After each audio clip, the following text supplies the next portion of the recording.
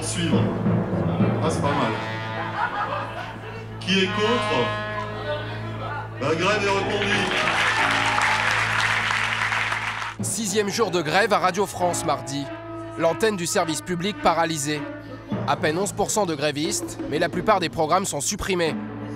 Voici ce que les auditeurs d'Inter peuvent entendre chaque matin à la place de Patrick Cohen. Ce soir, je serai la plus belle pour aller danser. En assemblée générale, ce jour-là, une cible, Mathieu Gallet, le patron de la radio. Moi, je pense que ce qu'il faut, c'est voter une motion de défiance à l'égard de Mathieu Gallet. En cause, son plan de 200 à 300 suppressions de postes prévues pour assainir les finances du groupe. 21 millions d'euros de pertes en 2015. On a l'impression qu'il s'est trompé d'entreprise, quoi. Il dirige Radio France. Il ne dirige pas une entreprise qui doit faire du profit.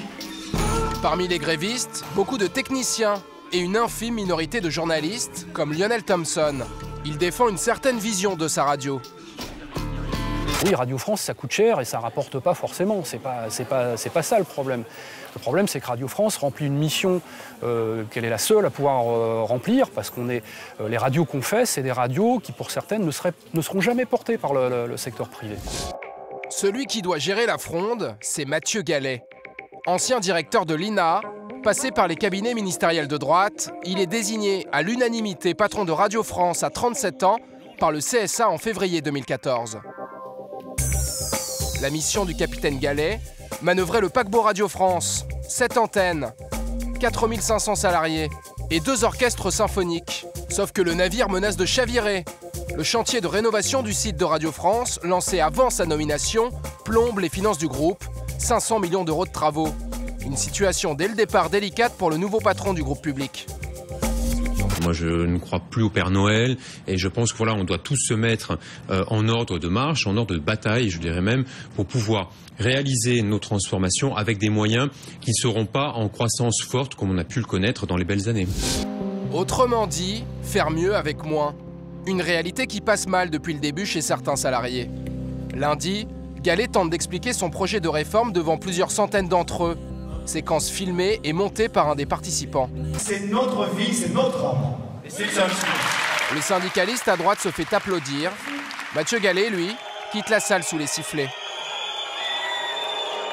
Un rejet qui n'étonne pas Daniel Mermet, une des anciennes figures historiques de la radio évincée de l'antenne à la rentrée dernière.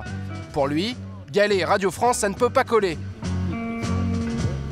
Il s'est présenté devant nous, parce que j'étais encore à l'époque, en disant « Je ne suis pas un homme de radio, je ne suis pas un journaliste, je suis un manager. » Et ça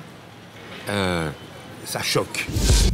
Un choc de culture sur fond de polémique. C'est le Canard enchaîné qui allume la mèche. Mathieu Gallet aurait refait son bureau à son arrivée, coût des travaux 105 000 euros. Il aurait aussi passé un contrat avec une agence de com pour 90 000 euros. Résultat, vite tempête pour le patron de Radio France. Les médias qu'il avait consacrés il y a un an le lâchent désormais. Mathieu Gallet contre-attaque dans une interview accordée au Monde ce lundi. Il affirme que la rénovation de son bureau a été décidée avant son arrivée, mais regrette de ne pas l'avoir annulée.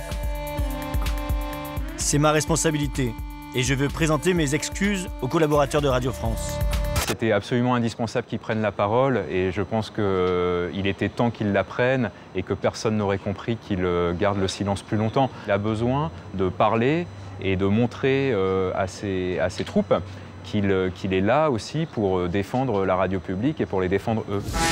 Question, qui veut la peau de Mathieu Gallet? Renaud Revel, spécialiste média à l'Express, a son idée.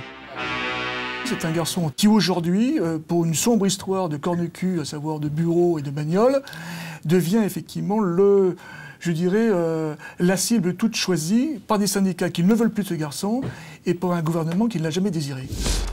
Et le gouvernement, c'est le principal argentier de Radio France. Période de crise oblige, les marges de manœuvre budgétaires de Gallet sont réduites. Le bras de fer financier avec les ministères de tutelle, c'est ce que connaît bien Jean-Marie Cavada, ancien patron de la Maison Ronde. Diriger ce genre d'entreprise, c'est un combat d'une certaine manière. Alors, de temps en temps, c'est avec certains syndicats imprudents. De temps en temps, c'est avec un gouvernement qui a des idées politiques. De temps en temps, c'est avec un actionnaire Bercy qui voudrait réduire la dépense, chacun étant sans doute un peu dans son rôle. Le ministère de la Culture accorde 15 jours au patron de Radio France pour présenter un nouveau projet de réforme. La grève est reconduite jusqu'à demain.